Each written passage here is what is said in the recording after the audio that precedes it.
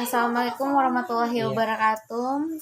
Salam dan bahagia. Perkenalkan, nama saya Nining Andiani. NIM saya 2018 010108. Nah, di sini saya akan membuat video tentang dasar-dasar perlindungan tanaman. Untuk video yang pertama yaitu tentang hama. Untuk video yang kedua yaitu gejala dan tanda yang diserang oleh tanaman yang diserang oleh hama. Terus untuk yang ketiga yaitu video tentang penyakit tanaman, dan video yang keempat yaitu tentang gulma. Untuk selanjutnya, Assalamualaikum warahmatullahi wabarakatuh. Perkenalkan, nama saya Nining Andiani. Saya membuat video ini untuk memenuhi tugas praktikum dari dasar perlindungan tanaman. Yang pertama, saya membuat video ini mengenai tentang hama. Saya akan menjelaskan hama yang pertama yaitu belalang. Ini adalah belalangnya, bisa dilihat. Untuk belalang ini adalah serangga herbivora dari subordo Calyphyra dalam ordo Orthoptera. Serangga ini memiliki antena. Ini adalah antenanya, di mana antenanya ini hampir selalu lebih pendek dari bagian tubuhnya. Ini adalah tubuhnya, dan juga memiliki ovipositor yang pendek. Ovipositor yang pendeknya yaitu yang ini adalah untuk bagian di mana belalang ini akan bisa terbang. Klasifikasi belalang yang pertama yaitu kingdom. Kingdom ini adalah animalia. Filiumnya Arthropoda. Untuk famili belalang Arthrididae. Untuk kelas belalangnya adalah Insecta. Ordo dari belalang ini adalah Orthoptera, dan subordo dari belalang ini adalah Calyphyra. Tanaman yang diserang oleh belalang itu adalah tanaman padi, jagung, dan spesies rumput lainnya, semacam kayak sayuran-sayuran itu seperti kangkung dan lain-lain sebagainya. Untuk gejala atau tanda serangan yang diini oleh hama belalang adalah daunnya menjadi sobek dan berlubang-lubang besar. Tipe mulut untuk belalang ini sendiri adalah tipenya menggigit dan mengunyah, sehingga daun yang diserangnya itu menjadi robek-robek besar. Untuk morfologi hama belalang ini memiliki 3 bagian tubuh yang utama. Yang pertama bagian kepala, dada, dan perut. Dan belalang ini memiliki anggota-anggota tubuh lainnya. Oke, saya akan menjelaskan tentang serangan atau tanda-tanda gejala dari serangan hama belalang.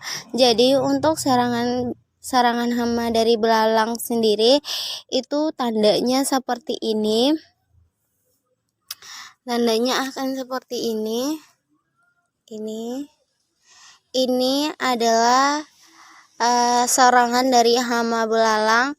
Dia akan berbolong seperti ini. Ini pada tanaman kangkung, tanaman sayuran kangkung, dan gejalanya seperti ini jika belalang merusak tanaman pada kangkung.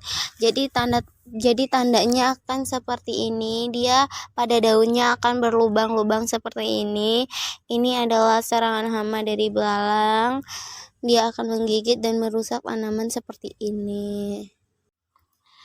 Saya akan menjelaskan tentang keong. Ini adalah keong. Keong merupakan salah satu jenis fauna dalam filum Mollusca yang termasuk dalam kelas Gastropoda.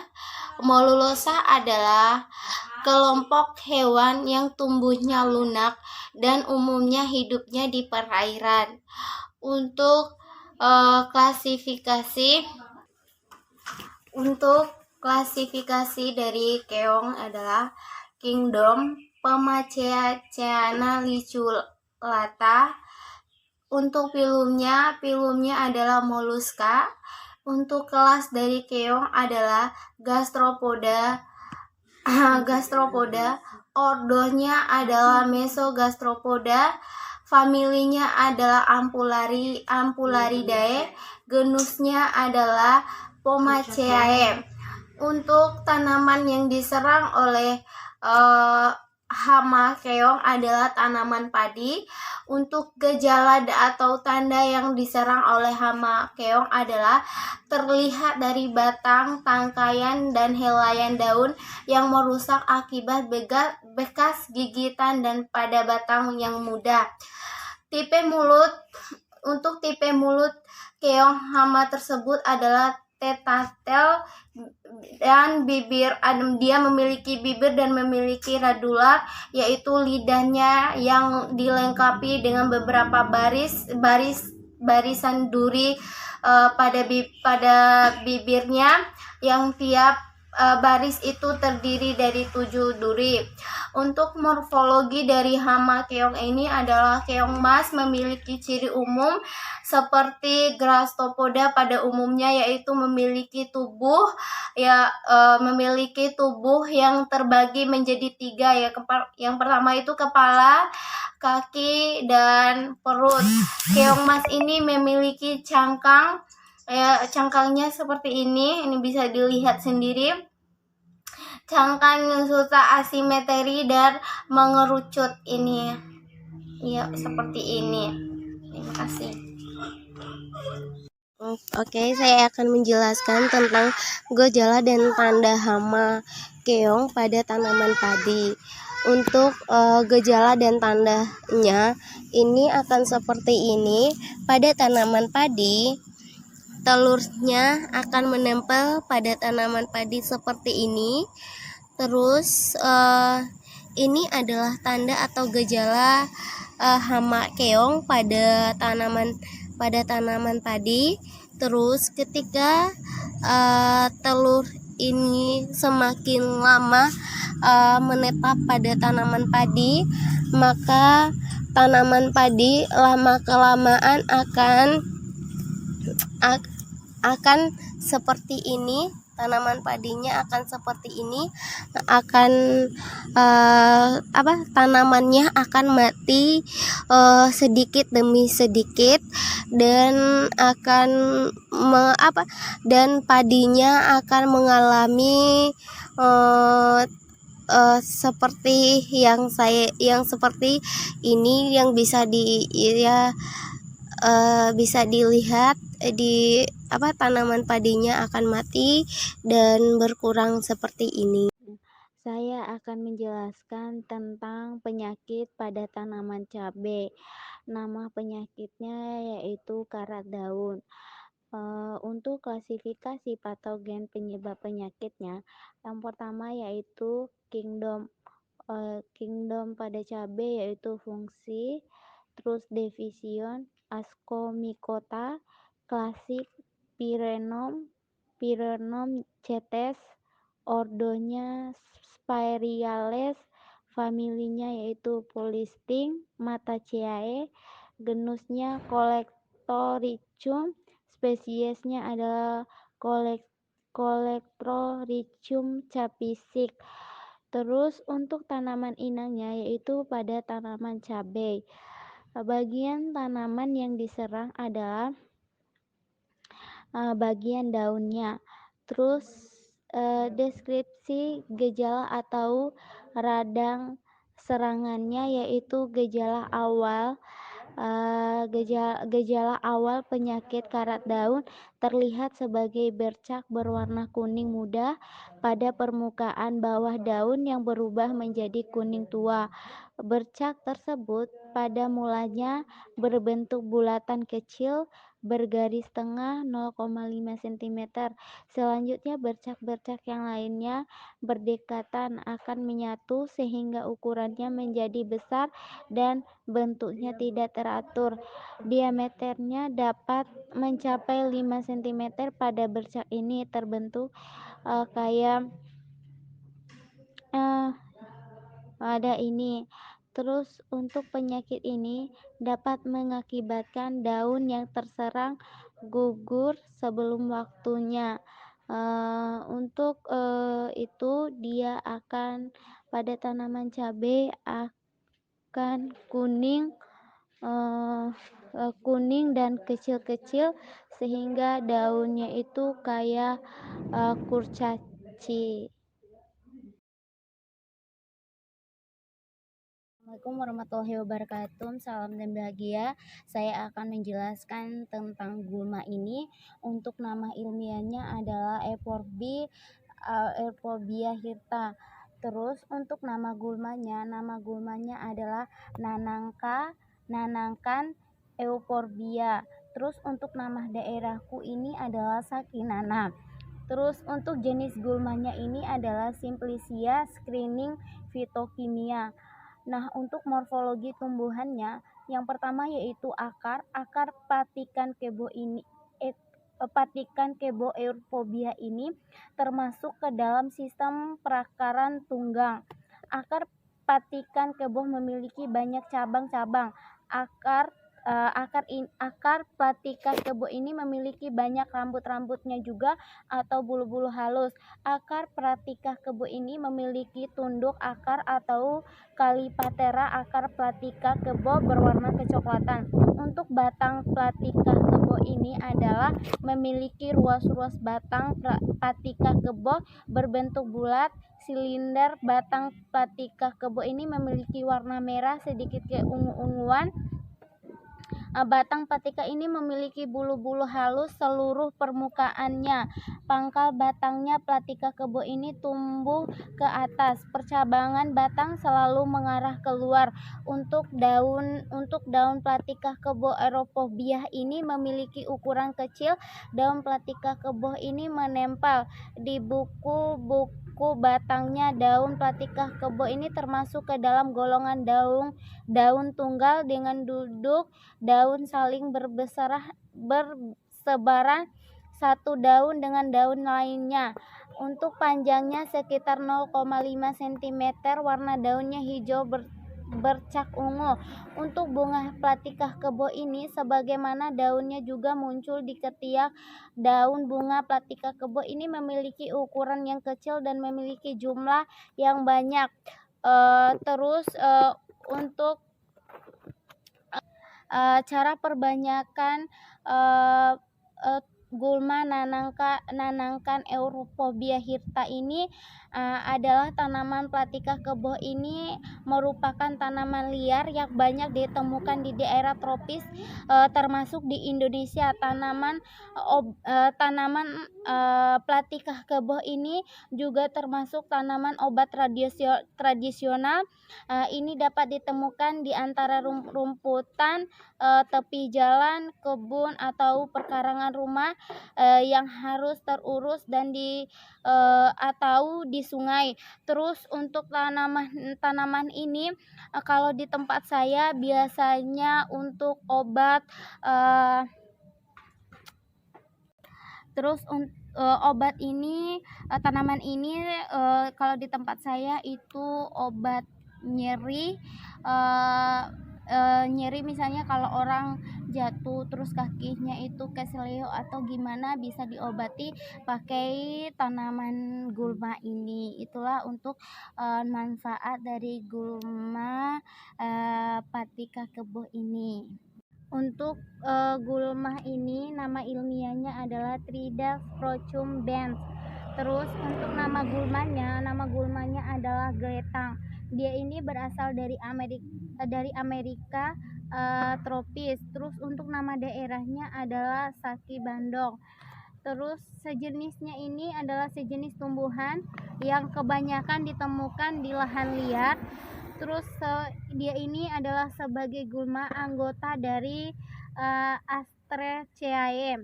Terus untuk morfologi habitat dan morfologinya ini adalah tanaman akar ini adalah tanaman akar tombak. Terus kemudian dia ini mula-mulanya rebah, kemudian naik hingga 0,8 meter. Dia ini bercabang sejak kecil, sejak dalam pangkalnya. Terus daunnya ini berhadapan bertangkai, helaian daunnya bundar telur. Bundar telur memanjang dari 2,5 sampai 6 kali 2 cm. Terus untuk tebalnya itu berair, berambut bunga majemuk dalam bongkol. Terus terminal atau seolah-olah ini adalah bertangkai panjang. Pembalutnya berbentuk lonceng. Terus bunga ini adalah bunga tepi yang dari 5 sampai 6 kuntum betina dengan lidah bentuk oval, lebarnya bercagap 3 sampai 4. Terus untuk bunganya di atasnya itu berwarna kuning pucat. Terus samping bunganya itu berwarna putih. Kemudian mahkotanya itu adalah berwarna kuning. Terus untuk batangnya itu agak kecoklatan. Selanjutnya adalah gulma ini. Nama ilmiahnya adalah Micania micratha. Terus untuk nama gulmanya ini adalah kemangi Cina. Micania micratha ini nama daerahnya itu adalah, kalau di tempat saya, Saki Golkar. Terus untuk jenis gulmanya, ciri-ciri gulma Micania ini, yang pertama itu batang tumbuh menjalar, membelit, warnanya hijau muda, ada kalanya bercorak ungu, bentuknya bersegi atau bertulang, membujur, berambut halus dan jarang. Duduknya daun-daun berhadapan, daun-daun sebelah ujung berukuran lebih kecil. Terus helaian daun berbentuk hati atau bulat telur, segitiga pangkalnya bersegi tumpul, permukaannya tak berambut halus.